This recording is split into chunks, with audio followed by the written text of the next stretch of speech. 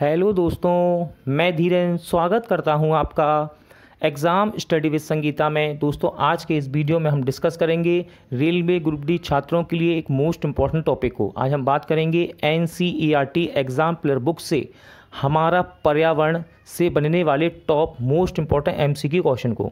दोस्तों, जैसा कि आपको पता ही है कि अधिकतर क्वेश्चन इसी बुक से दिखाई दे रहे हैं एग्ज़ाम में, और अब तक हम इसके 2 वीडियो यहाँ पर कंप्लीट कर चुके हैं। ये तीसरा वीडियो है और आने वाले समय में जल्द से जल्द इस बुक को ख़त्म करने की हम कोशिश करेंगे।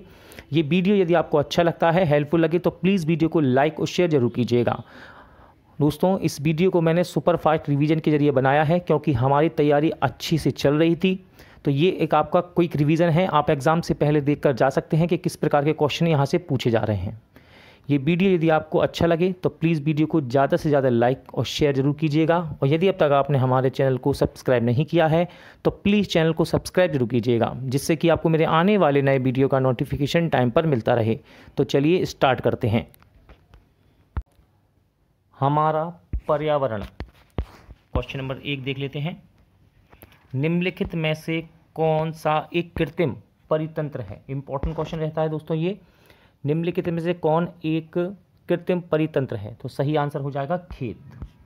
अगला क्वेश्चन है, एक आहार श्रृंखला में तीसरे पोषी स्तर पर हमेशा कौन होता है? एक आहार श्रृंखला में तीसरे पोषी स्तर पर कौन होता है? आंसर हो जाएगा मांसाहारी प्राणी। एक परितंत्र में निम्नलिखित में से कौन शामिल होता है? एक परितंत्र में निम्नलिखित में से कौन शामिल होता है? राइट आंसर है जीवधारी और निर्जीव दोनों ही। नीचे दिए गई आहार श्रृंखला में मान लीजिए कि चौथी पोषी स्तर पर ऊर्जा की मात्रा 5 kg यानी कि किलो जूल है, तो बताइए कि उत्पादक स्तर पर कितनी ऊर्जा उपलब्ध होगी। और यहाँ पर आपको यहाँ डायग्राम भी दिया गया है, यानी कि नाम बताए गए हैं घास, टिड्डा, मेढक, सांप, बाज। तो इस क्वेश्चन का याद रखिएगा आंसर दोस्तों, इसका आंसर है 5000 किलो जूल। ठीक है, कैलोरी जूल, कैलोरी में बात हो रही है। आगे देखेंगे, किसी आहार श्रृंखला में गैर जैव निम्नीकरण पीड़कनाशियों का प्रत्येक उच्च स्तर पोषी स्तर पर बढ़ती हुई मात्रा में एकत्रित होने को जाना क्या कहलाता है? तो देखिए, इसको क्या कहते हैं? इसको कहते हैं जैव आवर्धन। क्या कहते हैं? जैव आवर्धन। ओजोन परत के घटते जाने के कारण होता है। इंपॉर्टेंट क्वेश्चन है, ओजोन परत से क्वेश्चन बनते हैं। तो देखिए, इसका आंसर है क्लोरोफ्लोरोकार्बन यौगिक है इसका कारण। वे जीव जो सौर ऊर्जा का प्रयोग करते हुए अकार्बनिक यौगिकों से कार्बोहाइड्रेटों का संश्लेषण कर लेते हैं, निम्नलिखित में से क्या कहलाते हैं? तो इनको कहते हैं उत्पादक। क्या कहते हैं? उत्पादक। ऑप्शन बी राइट आंसर हो जाएगा।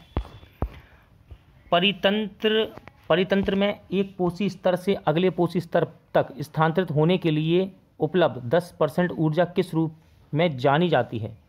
तो दोस्तों, इसको रासायनिक ऊर्जा कहते हैं। क्या कहते हैं? रासायनिक ऊर्जा। अगला क्वेश्चन है, किसी उच्च स्तर पोषी स्तर के जीव जो निम्नतर पोषी स्तर के जीव स्तर के अंतर्गत आने वाले अनेक प्रकार के जीवों से अपना भरण पोषण करते हैं, क्या बनाते हैं? तो ये बनाते हैं आहार जाल। क्या बनाते हैं? आहार जाल।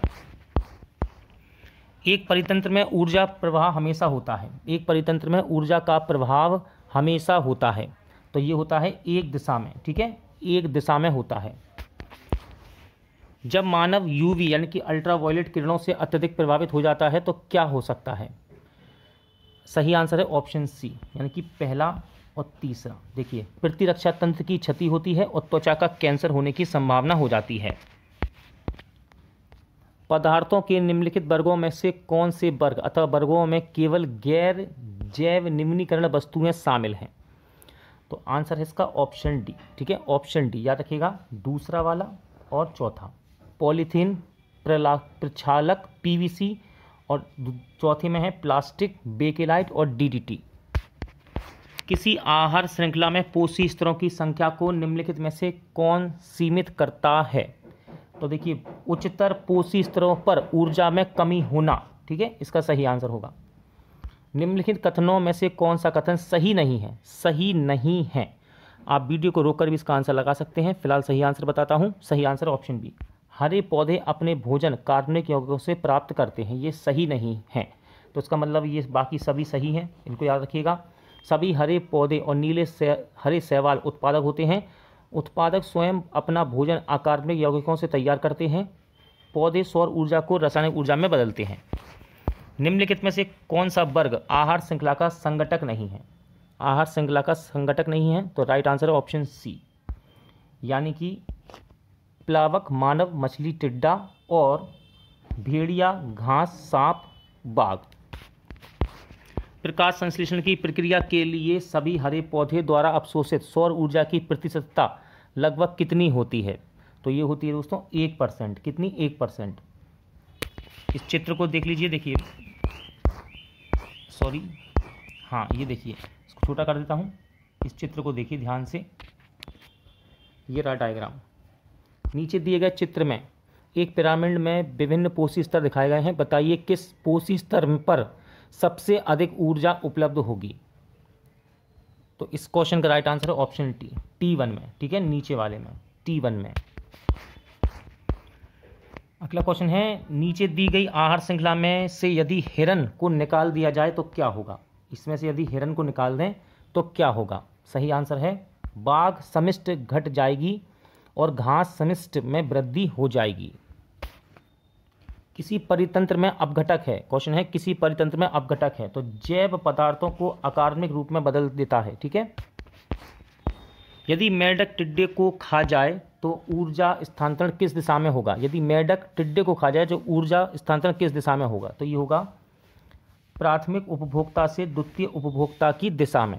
अगला क्वेश्चन है, भोजन खाने के पश्चात प्लास्टिक की जिन प्लेटों को फेंक दिया जाता है उन्हें दोबारा से उपयोग नहीं करना चाहिए, क्योंकि?